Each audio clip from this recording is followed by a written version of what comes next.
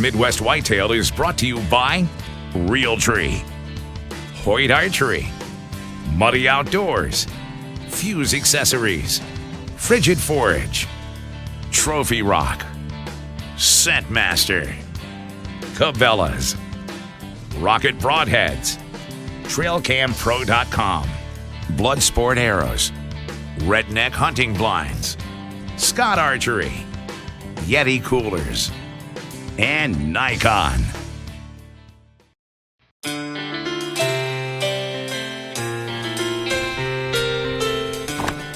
Welcome to Midwest Whitetail. Today's the 22nd of September, and I pulled my cameras this morning. I got every single one of them out of the field and went through all my cards just to kind of get an inventory of where I'm at right now. And I'll give you the rundown. First one is a deer that I've already talked about on a previous episode, Buck Big Jr. He keeps popping up. So that's a really nice 4-year-old buck, and nope, off the hit list. I've decided not to shoot this deer this year.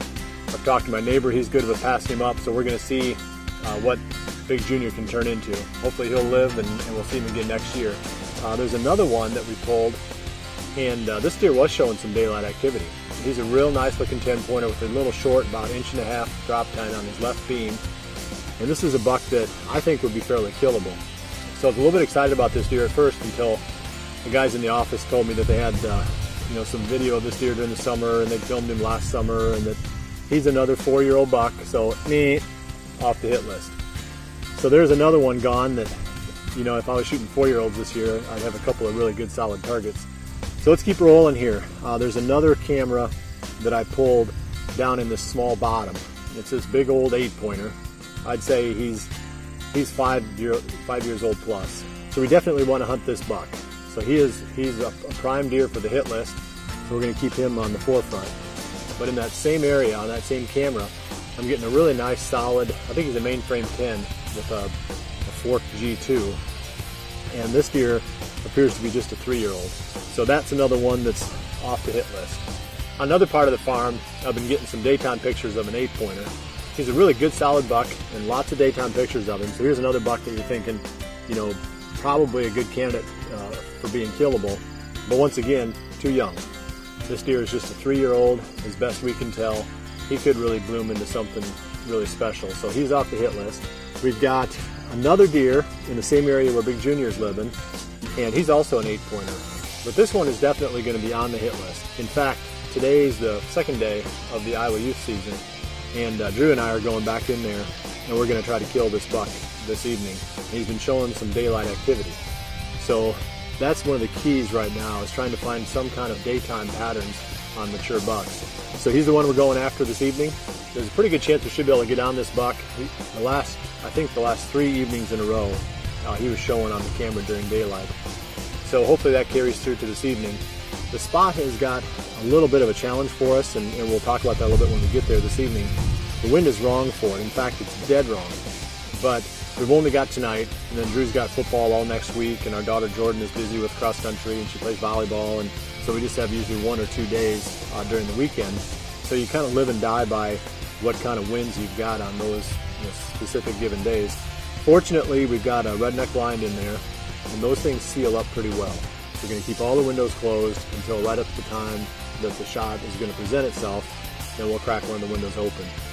So that's the plan for this afternoon. I'm going to go grab Drew and let's get rolling.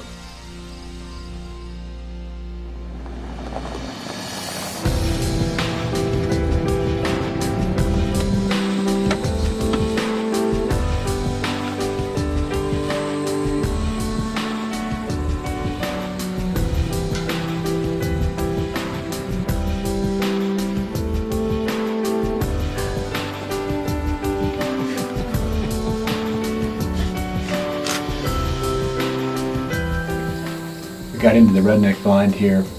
The wind is blowing, like I said, at really almost the perfectly wrong direction. We've got all the windows closed in here, so it's pretty warm. It's going to be a hot couple of hours wait, but in the meantime, we've got a couple of segments to bring you here, early season hunting segments from Aaron and Jim.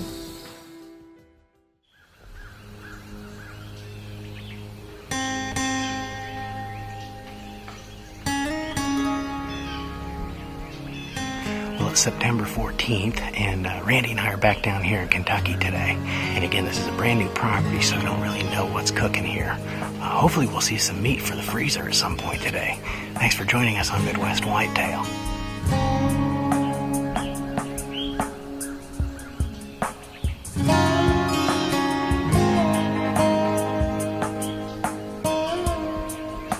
Nothing better than being in a tree, man.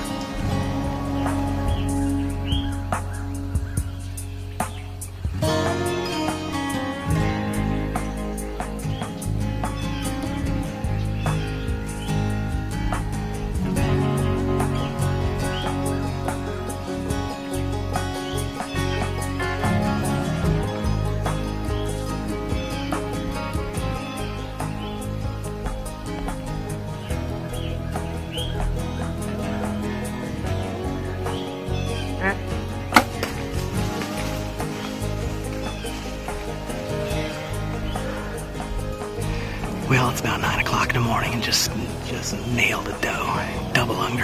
I can see the arrow right in front of me, about 20 yards. Yes, Kentucky, Kentucky, Kentucky.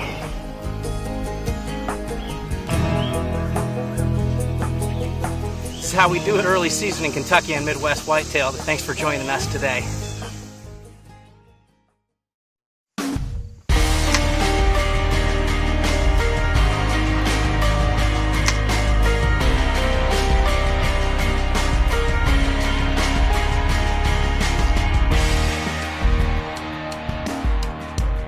Well, it's September 22nd, and I just wanted to give you a quick update on how our season has been going down here in northeast Missouri.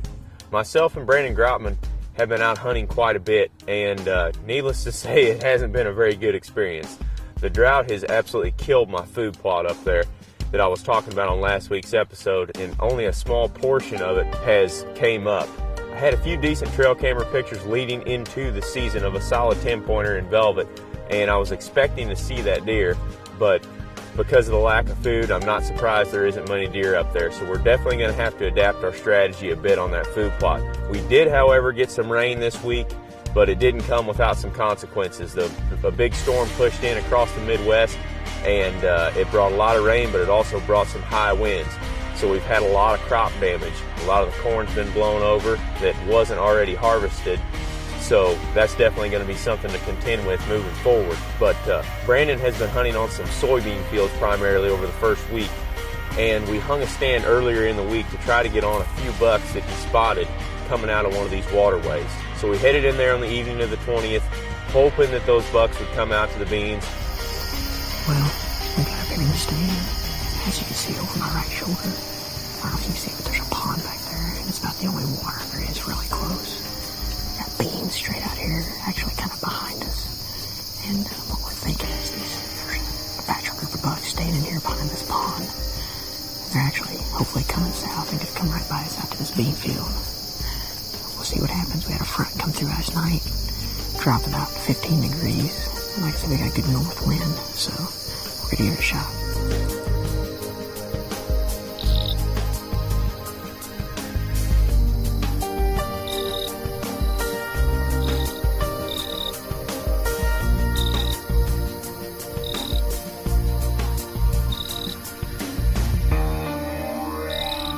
We only saw one doe. She did exactly what we were hoping the bucks would do.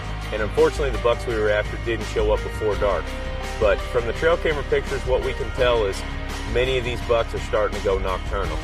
About the first week of the early season is a good time to catch them still on their summer patterns between the 15th and the 22nd, 23rd, somewhere in there.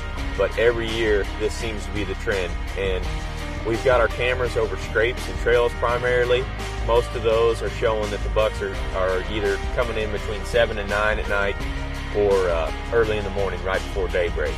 So we're definitely going to have to adapt our strategy a little bit. We're still going to keep hunting this early part of the season. And as we progress here, the beans are starting to turn in areas, and a lot of the corn is starting to get harvested. So we're going to concentrate on hunting those green bean fields and any new freshly harvested corn. In northeast Missouri, we've got a lot of flat crop ground, so there's tons of food for the deer. But as these spots start to diminish, it should help our chances and concentrate those bucks for the early season.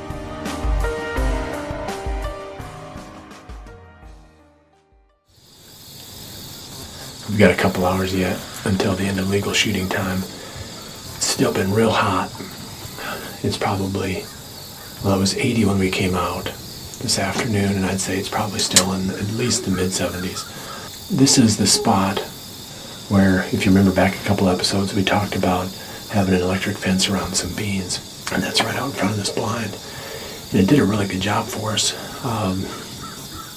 I would say, just from looking at the beans, doesn't look like they've been browsed at all. So, even though we have a lot of food on this farm, it was a good test for us just to run that fence on a certain spot and see if the deer would leave that area alone. So we should have a good food source in front of this blind for the late season. So if we don't get this buck that we're after tonight or during the early season here, we should have a pretty good chance of pulling some deer into this location for the late season.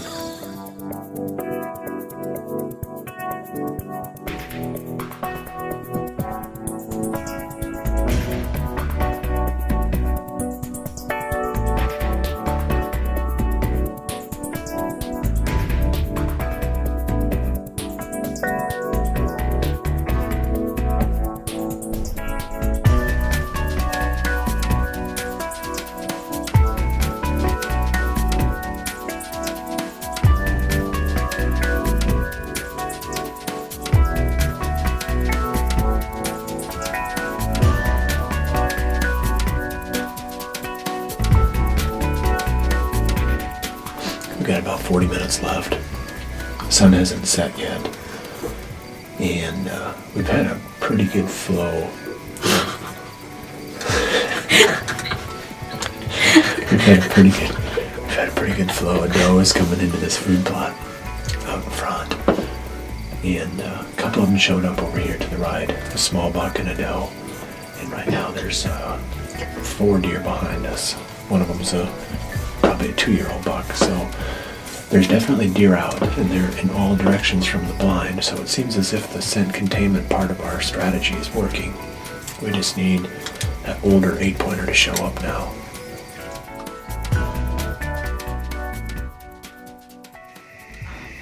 You have to wait till she turns.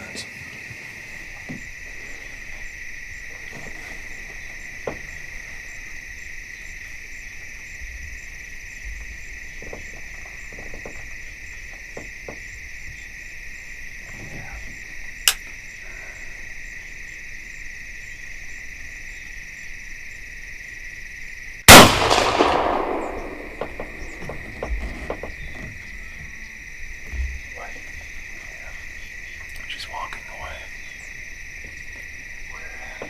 By the tree. Right by the tree. Oh, okay. She doesn't look like she's in. No, I don't think so. I'm pretty sure you missed.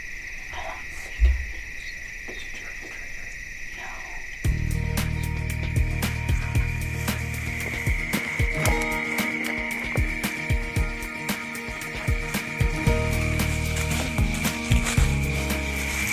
Well, we thought that Drew had hit that doe, but he must not have, because we sure looked along this edge and down in the timber where she went in, and there wasn't any sign of blood anyplace. So we looked for quite a while. We're gonna call it quits and start making plans for next week. Well, that's it for this week's episode. We'll be back again in another week, and I've got a lot of work to do this week. I'm going to get the cameras back out in different spots.